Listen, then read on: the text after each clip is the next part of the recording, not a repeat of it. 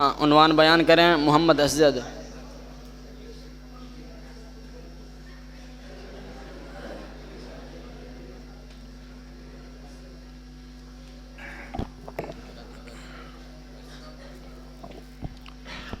السلام علیکم ورحمۃ اللہ وبرکاتہ۔ نحمده ونصلی علی رسولہ الکریم، اما بعد، اعوذ باللہ من الشیطان الرجیم، بسم اللہ الرحمن الرحیم۔ قال اللہ تعالی حتی اذا جاء احدهم الموت قال رب ارجعونی لعلی اعمل صالحا۔ وقال النبی صلی اللہ علیہ وآلہ وسلم نعمتان مغبون فیہما کثیر من الناس الصحة والفراغ، الا لیت الشباب یعود یوما فاخبرہ بما فعل المشیب۔ سامعین قدر، وقت ایک نعمت ہے اور سب سے قیمتی چیز وقت ہے۔ اگر وقت کی اہمیت کا اندازہ آپ اس بات سے لگا سکتے ہیں کہ اللہ تعالیٰ نے اپنی مقدس کتاب میں ایک سورت کا نام العصر یعنی وقت یا زمان کہا۔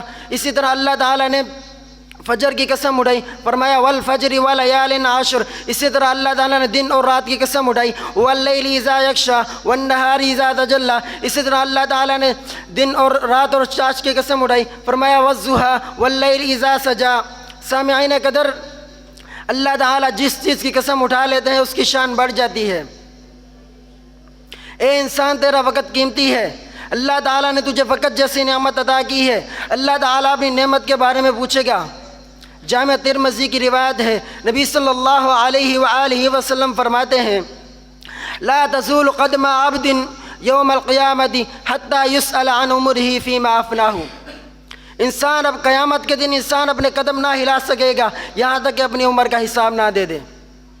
اللہ تعالیٰ پوچھے گا، اے انسان، میں نے تجھے عمر دی، جوانی دی، پتہ کہاں گزار کر آیا ہے؟ وقت کی اہمیت کا اندازہ اس وقت ہوگا جب اللہ تعالیٰ جہنمی لوگوں کو جہنم میں ڈال دیں گے۔ جہنمی لوگ اللہ تعالیٰ سے تھوڑے سے وقت کی مہلت مانگیں گے۔ اللہ تعالیٰ فرمائے گا اولم نعمرکم ما یتذکر فیہ من تذکر وجاءکم النذیر۔ کیا میں نے تم کو اتنی عمر عطا نہیں کی تھی؟ اگر تم نصیحت حاصل کرتے تو کر سکتے تھے، اور میری طرف سے ڈرانے والے بھی آئے تھے۔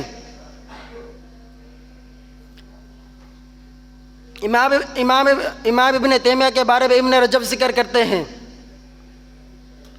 کہ وہ اپنا کوئی بھی وقت ضائع نہ ہونے دیتے۔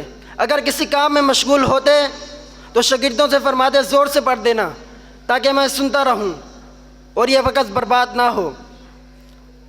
اللہ رب العالمین سے دعا ہے کہ اللہ ہمیں